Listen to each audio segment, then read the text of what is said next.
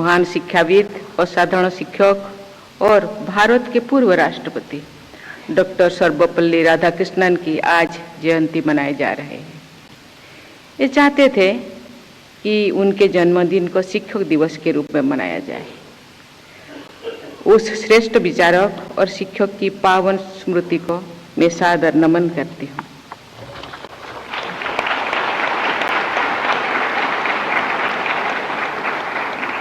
आज शिक्षक दिवस के अवसर पर राष्ट्रीय पुरस्कार से सम्मानित किए गए सभी शिक्षकों को मैं हार्दिक बधाई देती हूँ।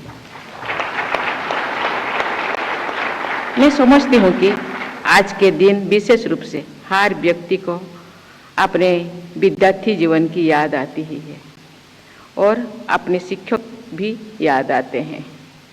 मैं सभी देशवासियों की ओर से निष्ठावान शिक्षकों के प्रति आदर व्यक्त करती हूँ।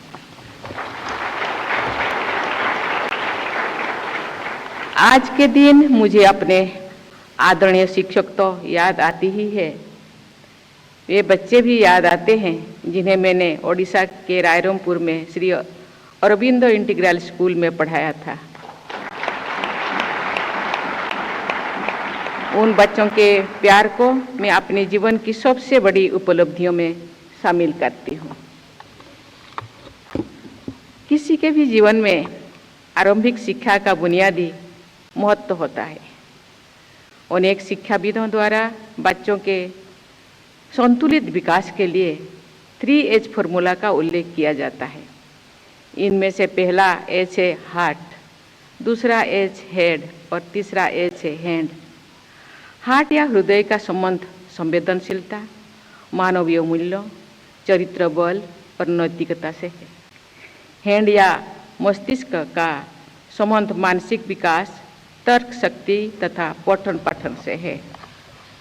हैंड या हाथ का संबंध हस्त कौशल तथा शारीरिक श्रम के प्रति सम्मान से है। 3H पर आधारित इस प्रणाली का ही रूप महात्मा गांधी के शिक्षा संबंधी विचारों में पाया जाता है।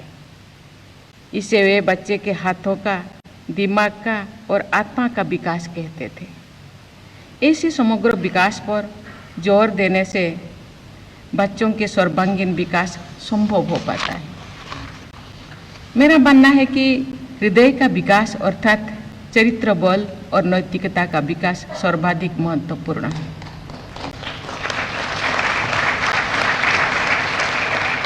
जैसे किसी मकान की मजबूती उसकी नींव के मजबूत होने से आधारित है, उसी तरह जीवन का सार्थक बनाने के लिए चरित्र बल की आवश्यकता होती है। चरित्र बल का निर्माण बच्चों की आरंभिक शिक्षा के दौरान शुरू हो जाता है। श्रम, कौशल और उद्यम के प्रति सम्मान व्यक्त करने के लिए इस वर्ष कौशल विकास और उद्यमशीलता के क्षेत्र में योगदान देने वाले शिक्षकों को भी सम्मानित किया गया है। साथ ही उच्च शिक्षण संस्थानों में अध्यापन करने वाले शिक्षकों को भी पुरस्कृत किया गया है। मेरा ध्यान इस बात पर गया है कि पूरे देश के स्कूलों में शिक्षिकाओं की संख्या 51% से अधिक है।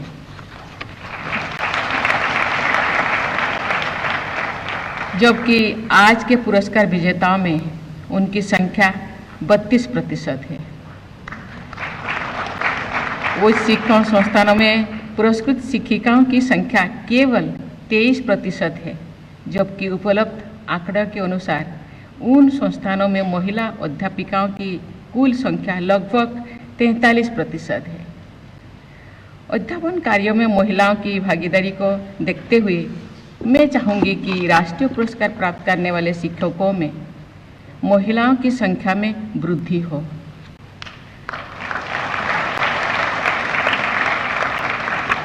छात्राओं और अध्यापिकाओं को प्रोत्साहित करना महिला सशक्तिकरण के लिए बहुत ही जरूरी है। उपस्थित शिक्षकगण, आप सभी वास्तव में बच्चों के भविष्य का निर्माण करने वाले हैं। इस पर आप सब राष्ट्र के भविष्य का भी निर्माण करते हैं। राष्ट्र निर्माण के रूप में आप सबके महत्व को राष्ट्रीय शिक्षा नीति 2020 में भी स्पष्ट रूप से व्यक्त किया गया है। शिक्षकों के प्रति समुचित सम्मान के भाव को बढ़ाने के लिए इस नीति में अनेक प्रावधान किए गए हैं और उन पर कार्य भी किया जा रहा है।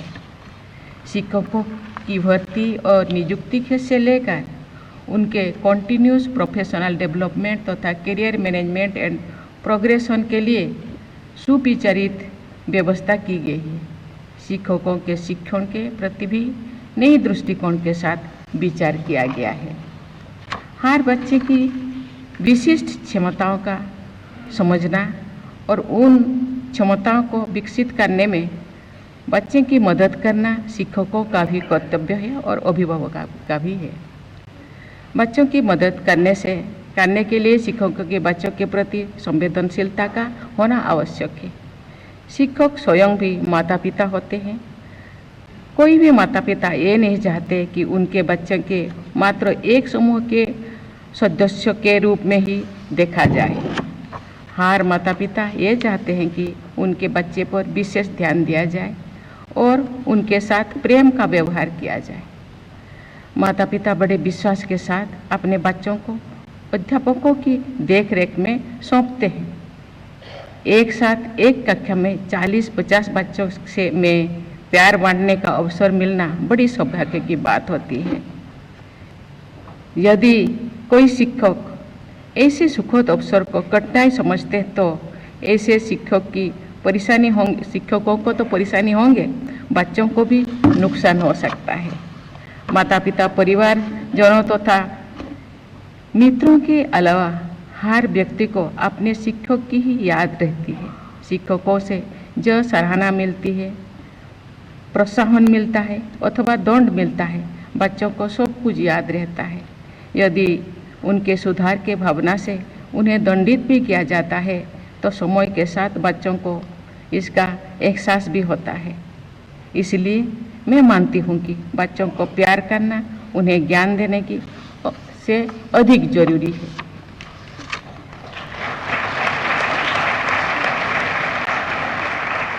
देवियों और स्वजनों, राष्ट्रीय शिक्षा नीति में एक मजबूत और जीवंत शिक्षा प्रणाली को विकसित करने पर जोर दिया गया है। गुणवत्तापूर्ण शिक्षा प्राप्त करना प्रत्येक बच्चों का मौलिक अधिकार माना गया है। इन लक्ष्यों को प्राप्त करने में शिक्षकों की भूमिका सर्वाधिक महत्वपूर्ण है।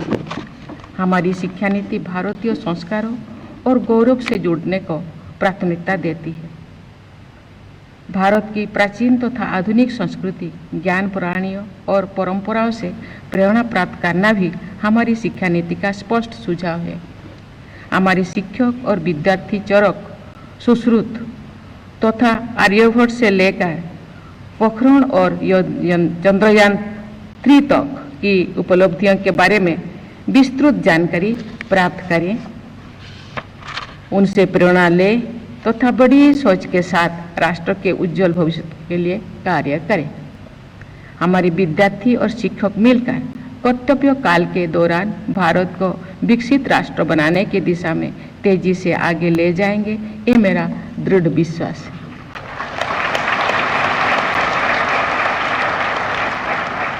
शिक्षक दिवस के अवसर पर आप सभी को शुभकामनाएं देते हुए मैं अपनी वाणी को विराम देती हूँ। धन्यवाद।